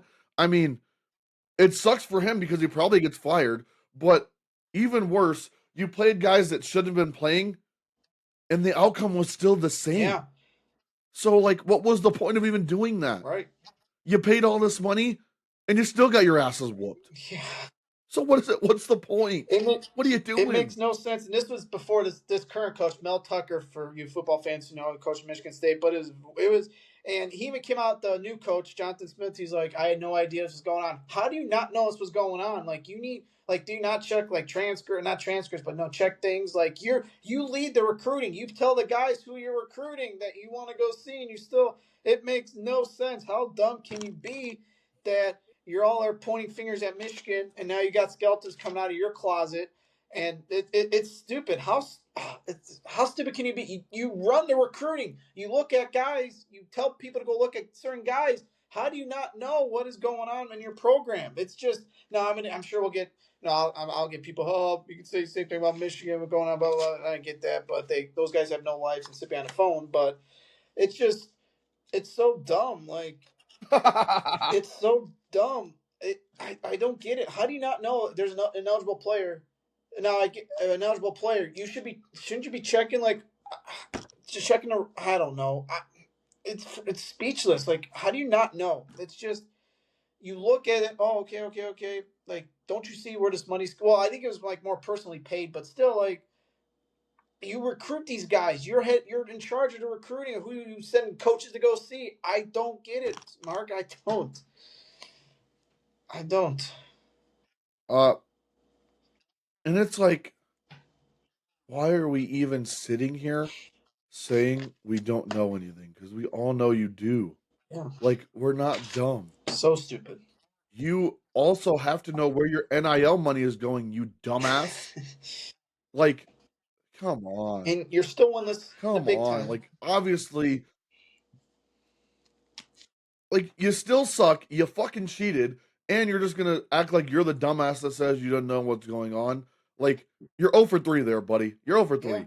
Just give it Now, up. granted, you were put in a bad spot by the old coach, but still, you had success in Oregon State, and now you come into a bigger program, and you freaking fail. I don't get it. I don't get it. It's so frustrating to see. So yeah, that's the punishment going on with So bad. Michigan State, as they're in Pearl over there. We'll see if they keep their coach towards the end of the season. We have a college story we will cover next week if it becomes official. We're not going to jump ahead to it. Obviously, if you know about James Franco and you watched what happened, you heard what happened this weekend. We're not going to jump into it just in case it falls apart. But when it does, we'll probably react to it next week on the show. Yeah, so when we'll go from there. All right, let's get into college ranks. I know we're kind of running short on time here with personal schedules, so let's start as college football playoff rankings. Week 2 came out. Mark, nothing really changed. They're going to change this week though after a big win. We're going to start with we know. We'll do our normal. We'll start Ohio State. Not really a game. Mark, give us some quick takes on what you thought. I will say though, 2 receivers being out, star receivers hurt, kind of a little concerning. Hopefully, it's just rest at this point.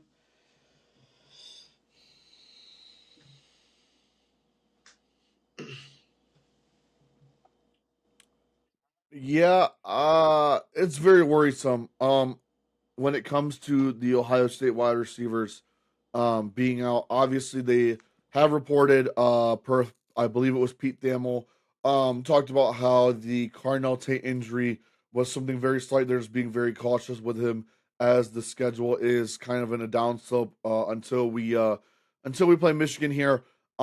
They said his timetable to return is very soon. But as far as the Jeremiah Smith injury goes, kind of looked like almost like he maybe pulled his hammy or something like that. Wouldn't mind if he just sat out this week. Let some of the 5-star freshmen and kids like that kind of run the table against Maryland, who hasn't looked very good, obviously throughout the season. But I don't love the fact that we're having these injuries right now of all times, especially when it comes to having JJ and Carnell Tate both out. Like I said, Tate being out is understandable. I think he's had a really great year. He's probably going to the NFL draft. I don't think he's pulling a JSN. I just think, personally, I think it's more of he wants to play, and the coaching staff is really being very cautious with what he's got going on. It seems like I believe I read it was a calf strain. or a lower calf injury. So obviously that can be not only very nagging, but you're going to need him for the playoff run that you're going to go on. And Ryan Day is looking for a Big Ten title at this point in time. Maryland is at the bottom of your concerns, even though I know Ryan Day is always going to say he's taking things week by week. But you have enough firepower um, in the 5-star freshmen that we do have, in the sophomores that we do have, and the way Satan's playing football. You have enough there to kind of beat Maryland and get on with your day. And you want everybody healthy for that Michigan game because that's the one that's been getting away from us time and time and time again. As you know, on this show, we've been building up to it. But at the end of the day, it is concerning. I'm going to remain optimistic that they're both just slight, and I'd rather them be safe than sorry. As we know, Ohio State is playing great football. They looked great again the other day. I loved how Ennis played football. I love that we got the running game back.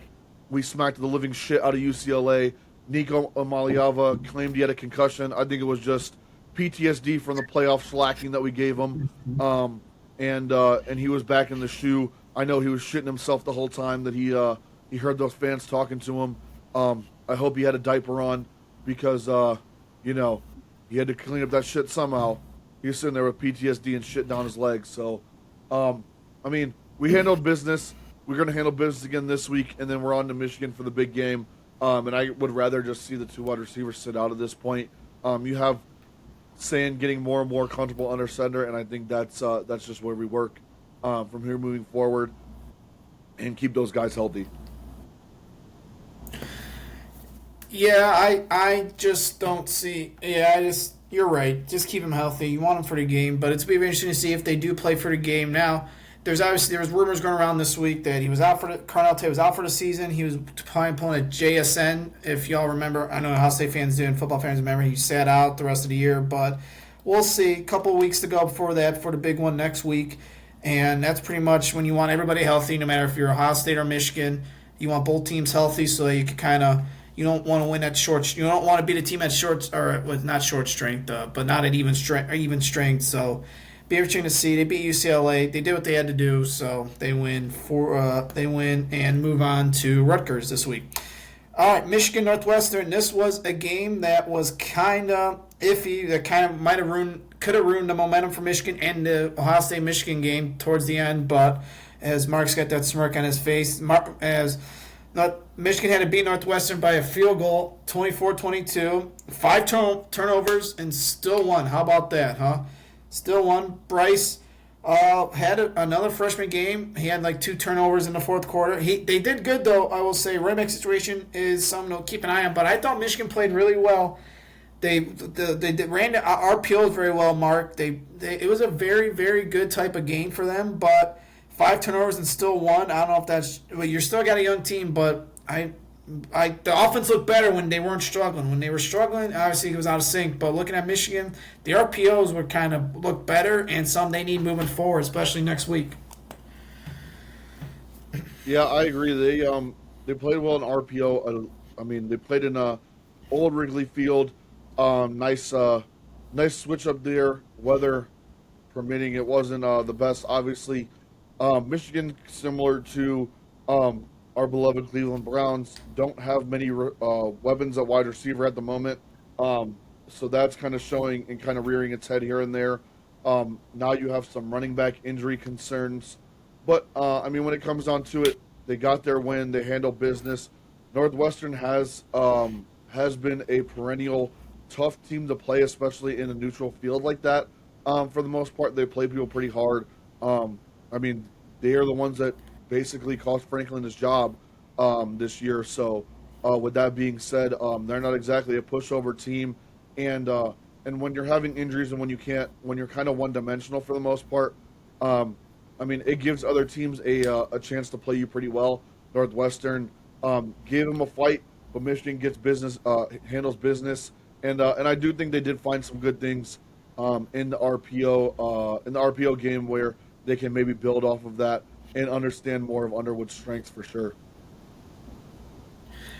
Yeah, and they have one more game, Maryland, to work it out. But yeah, he RPO. He's got to work on a little RPO. He still made a little indecisive decision, but for overall, he did good. The offense moved the ball well, and if it wasn't for those, they missed two kicks. So what, it was 24-22. Could have been 30-22 at that point. Could have been a little easier than what it was. But hey, give credit to Zavada. He made he came back, hit ice in his veins, and he won. So it's gonna be very so defense. I think defense keeping in this game keeps them in this game, and offense was able to do. I do like their running backs coming up. They Parker and Brazal, or whatever the hell his name is. They ran the ball Yeah. effectively. This ball security is going to be the key these next 2 weeks. Ball security, you run fast, just hold on to the ball, just get the win against Maryland, and then you move on to the big one next week. So we will see how that goes against Maryland Saturday night in College Park. As we kind of move here, as I would say two games that kind of shook up the college football playoff ranking. One in Alabama as Oklahoma defeated Alabama mark 23-21. Oklahoma's now firmly in the playoffs for right now. Need some work to get an SEC title game, but now Bama's two losses are they, and if they do get to the title game somehow, possibly could get a third. But don't count on Auburn yet. What a game this was. Oklahoma played really well. They had 2 weeks to prepare for this game, as they were talking about on College Game Day. And Bama did struggle with the turnovers, but it's very interesting where these committee, where you would assume Bama's going to still be in come the ranking show Tuesday night, but there's going to be Bama's. I think they're on life support, but I think they're on the right side of the bubble for right now. Yeah, I probably agree with that.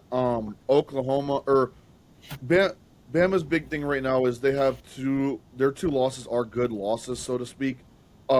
Being that they lost to Georgia and now they've lost to Oklahoma. Georgia kind of removed Texas for Bama, or excuse me, they removed Texas for Oklahoma to worry about. But at the same time, John Mateer kind of looks like he's back in some good fruition, and that Oklahoma defense showed up again today this week finally. They looked like how we've been talking about all season. They look like a top 10 defense. Bama struggles, but at the same time, I do think you probably look at three teams in the SEC getting in, um, with Bama, Georgia, and Oklahoma, barring a big loss somewhere.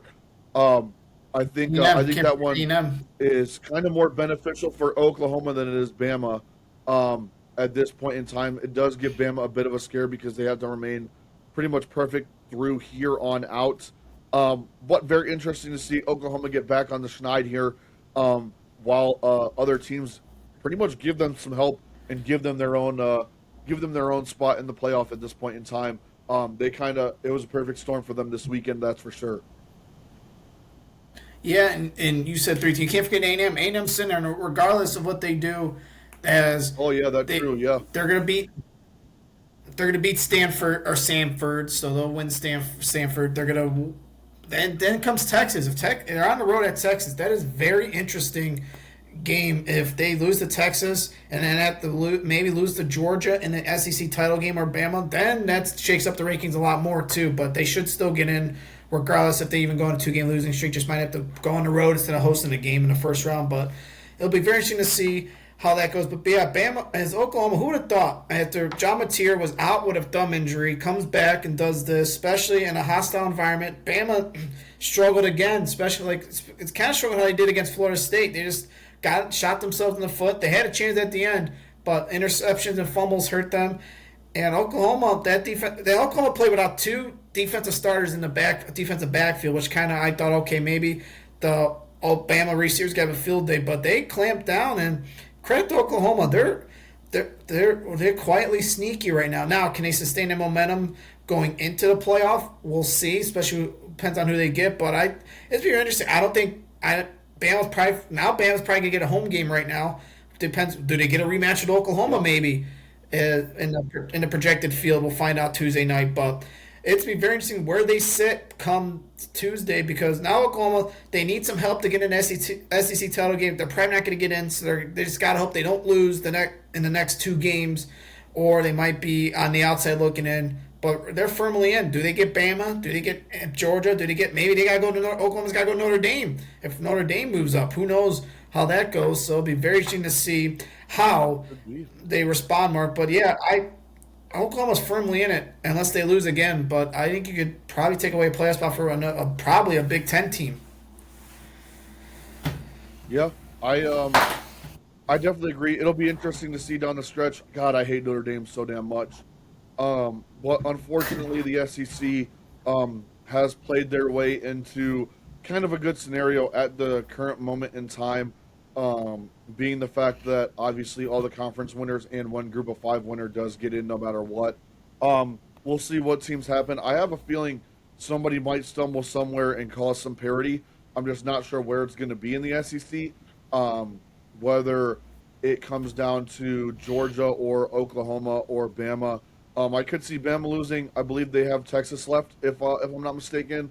I could see Bama dropping that game with Arch having maybe a game showing that he has the skills to pay the bills there a No, little they bit. don't. They don't have Bama. But only time will They don't. tell.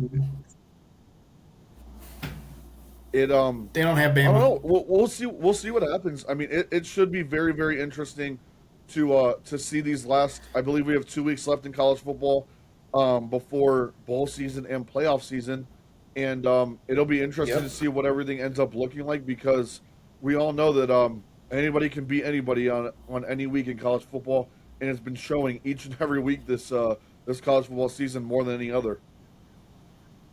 Yeah, and parity, and it's be interesting to see how the shake up, especially if now, like I said, if Oklahoma does lose, it's gonna be very interesting how they probably knock them out, and we'll see how where the rankings are this week. Another that impacted the rankings as Georgia defeated Texas 35-10. Georgia stepped up in the best way possible. They knocked out Texas. Now Texas came back down to earth after those two interesting games the past couple of weeks, but now it's interesting, Mark. How far does Texas drop? Do they drop behind all of them that lost, or is the SEC bias going to come in and keep them hanging around maybe 14, 15 type of ranking where they should pretty much be below Michigan or at least Michigan because everybody behind them lost or were idle. So, but they can't fall behind Texas, I believe, or Vanderbilt, I believe. They lost to they beat Vandy, so I think if they're going head to head, they have to stay in front of Vandy unless I I I hate to say it, but they're gonna be in the top 15 still. I think after this week. Yeah, I think so as well, which is pretty unfortunate. But at the same time, I mean, they're pretty much out of the playoff. I think at this point, Georgia. I mean, Kirby Smart always has them boys ready to go, and it's very interesting to watch as much as they struggle off and on throughout the season. At the same time, I also have noticed in the big games, Georgia has always stepped up, and I think that's a credit to Kirby Smart.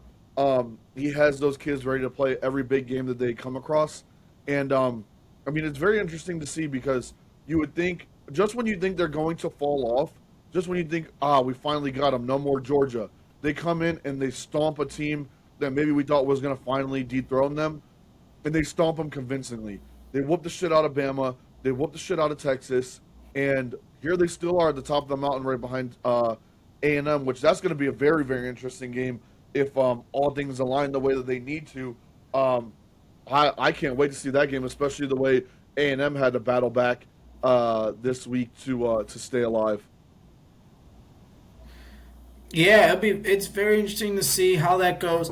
As it's shocking because you see it's I don't know, it's all this parity. You see Georgia, you see Texas. I just don't get the SEC bias. It's just very frustrating when you got teams like a I'll give Vanderbilt a pass because they haven't been there before. They're up there. I'll give them a pass this year. But you got Texas, who I hate to admit it, Mark. I don't see them falling far. I keep saying it, but I they're don't gonna be either. sneaking around now. That's Hopefully, unfortunate.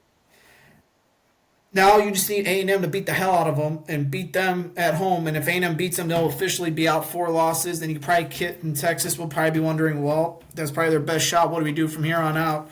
And you get rid of them. So I mean, there's a lot to play for, and Georgia's gonna be in there. They got Georgia Tech. They probably should beat Georgia Tech because Georgia Tech's looking a little sluggish right now. But Yeah, they've been looking shaky lately. I yeah. So they can knock out Georgia Tech, Georgia, if they keep playing the way they are. So there's a lot of games to decide the rankings coming up. All right, and one more game we'll wrap up the review the college slate in the group of five. Nobody wants to win a group of five. Everybody that has opportunities have been giving it to the next person in line. As USF was in the bracket this week and fell to the Navy Shipment 41-38, and now it's Mark. It's here we go again. What's going to happen when? Well, here we go. Who gets in now? Navy won. And who's it going to be? Nobody knows at this point. I mean, it's a fucking crapshoot, man.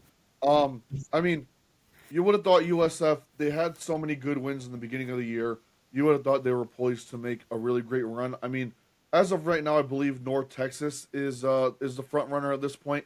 I don't know that they play really anyone, but at this point, I mean, it's hard to tell because kind of to your point, Kyle, everyone that has been the front runner, been put in the bracket, been crowned as the group of five winner, they didn't lose the next week or like 2 weeks later.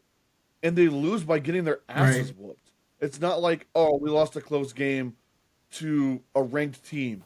They get their asses whooped by a nobody. Or they get their asses whooped by somebody that they were like a two-score favorite on. So it's very intriguing to see like all these group of five schools. None of them can just put it together when they're the favorite.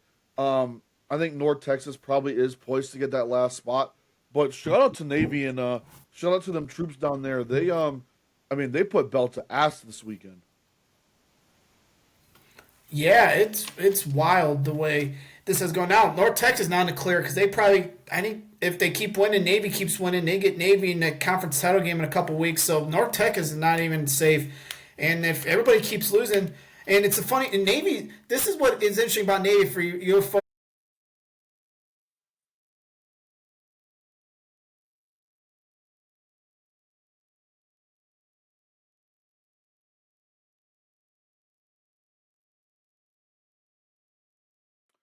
As Kyle drops there, be interested to see what he has to say about those Navy midshipmen. I mean, they run a very very interesting offense.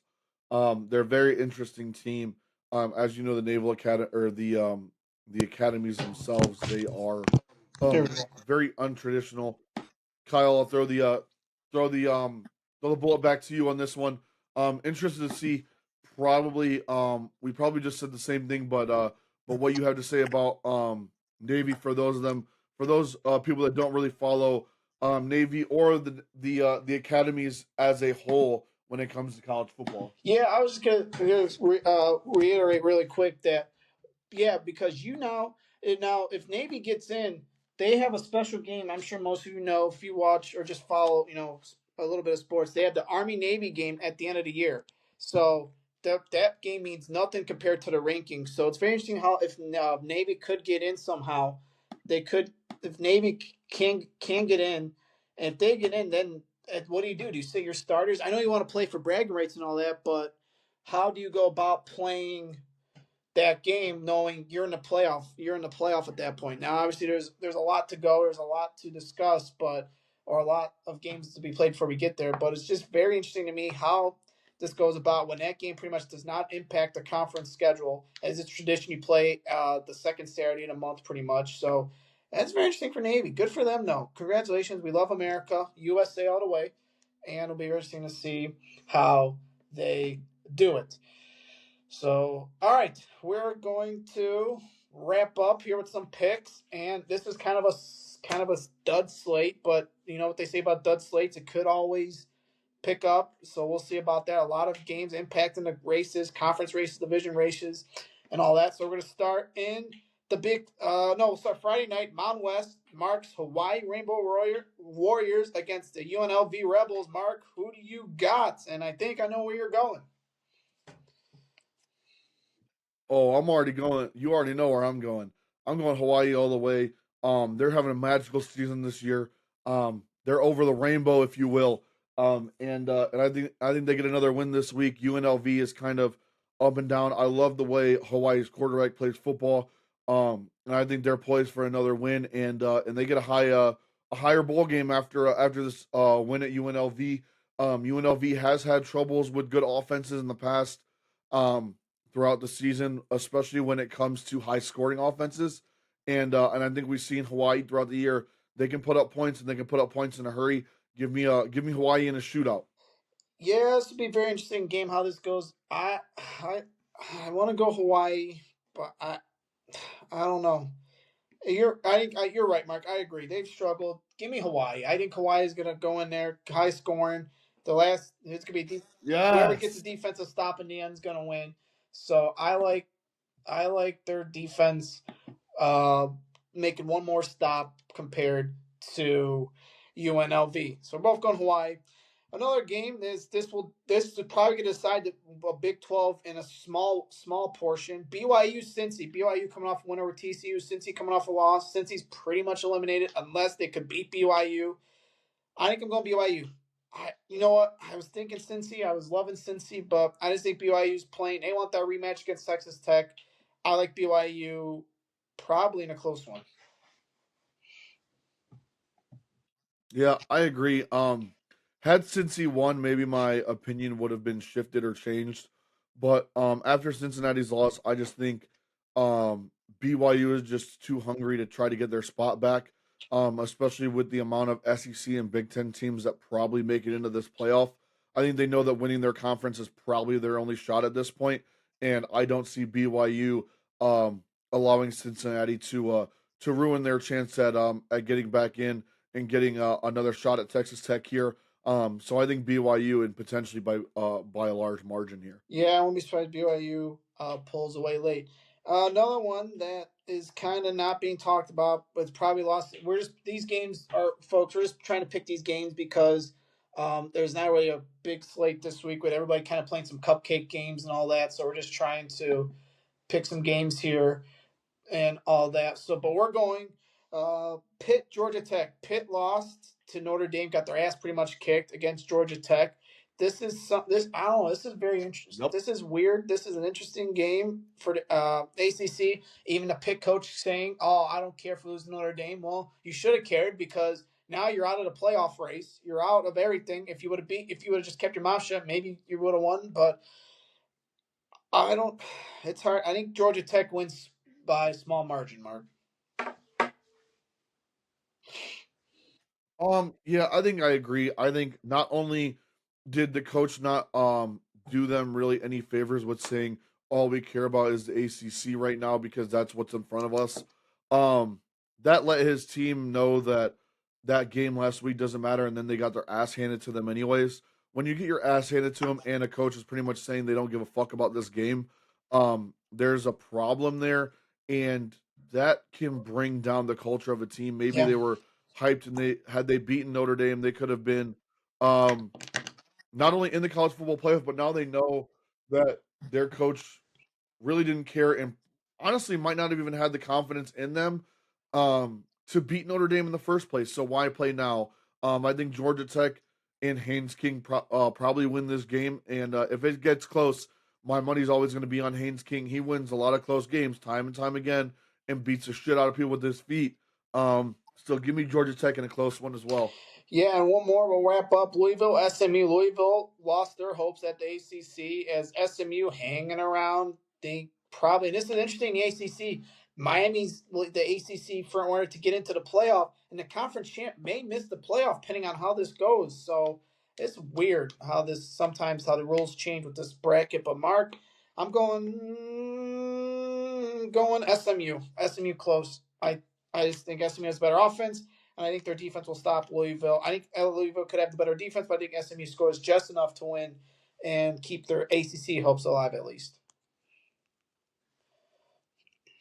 I actually agree with you on this one. The ACC kind of similar to the Group of Five. Every time somebody gets in that front boat, they decide to lose and lose pretty handily.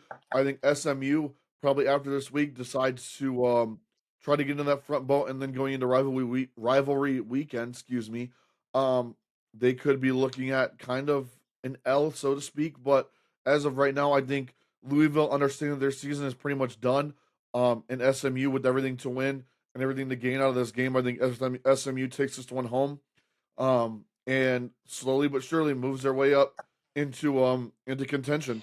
Yeah, so and one more. This is probably the big game the college football centered around this weekend. Oregon, USC, playoff implications on the line, Big Ten title implications on the line, Mark. Oregon, USC, winner, you're in the driver's seat. Loser, more so USC. If you lose, you're pretty much out of everything. You're out of the race. Then it becomes a 4 team race for the Big Ten and the college football playoff, Mark. I'm going Oregon. I like Oregon. I just think their offense is better, defense is better. Could it be a high scoring game? Sure, but I think USC they meet their match and they fall out of. I think Lincoln Riley has one of their classic choke games. They meet their match and they fall out of contention, and another no CFP failure for Lincoln Riley. Yeah, I actually agree with this. I think a big portion of this is Dan Lanning isn't going to lose two big games in one season, at least when it comes to um against USC. I think I like the way USC has played football throughout the year this year. I just don't think they have enough to beat this Oregon team. Oregon under Dan Lanning does show up in the regular season. That is one thing I will give them. And here they are against USC. They have an opportunity to get into the playoff, potentially right some of the wrongs that have happened throughout the year. And I think they do so in this game and still stay alive in the Big Ten race.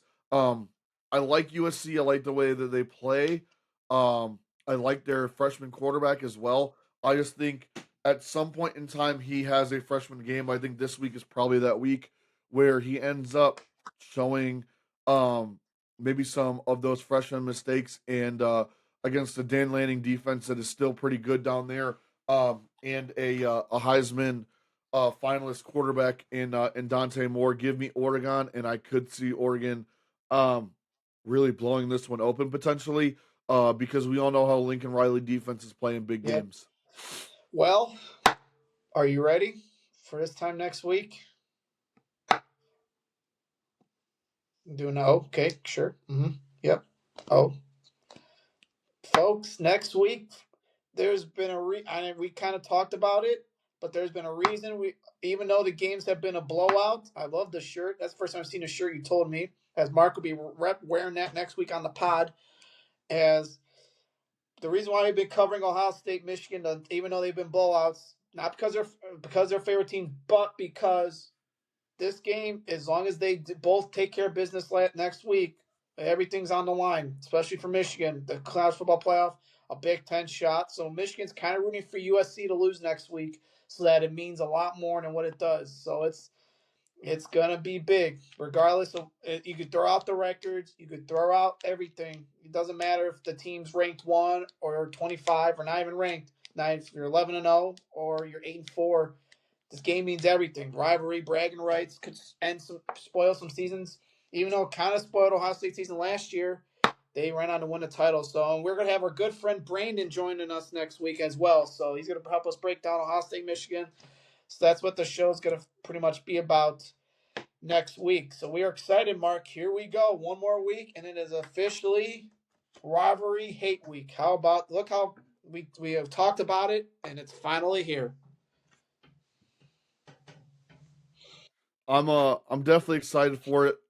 At the end of the day, it's the oldest and the greatest rivalry in all of sports, not just college sports, but sports in general. The nastiest rivalry as well. We all know about it, especially if you live in Ohio or shit again.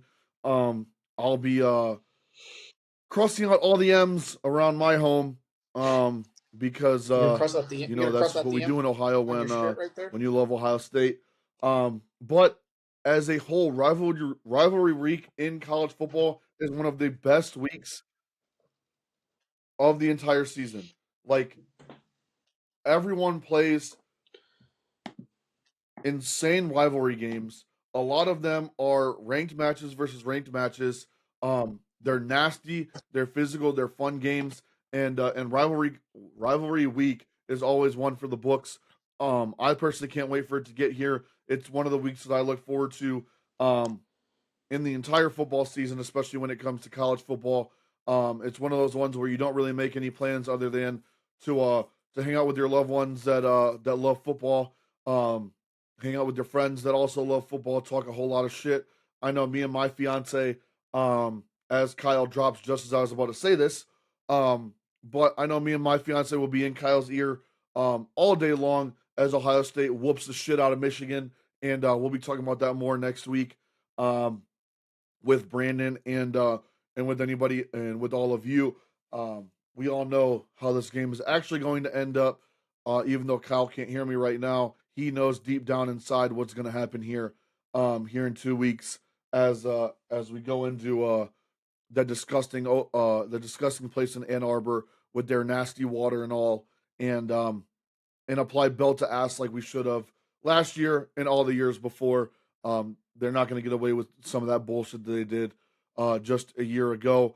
And I'm just going to say it right now. Ohio State's probably going back to back. So I can't wait to let Kyle know that not only do we whoop the shit out of Michigan this year, but we went back to back in title games um, just for him.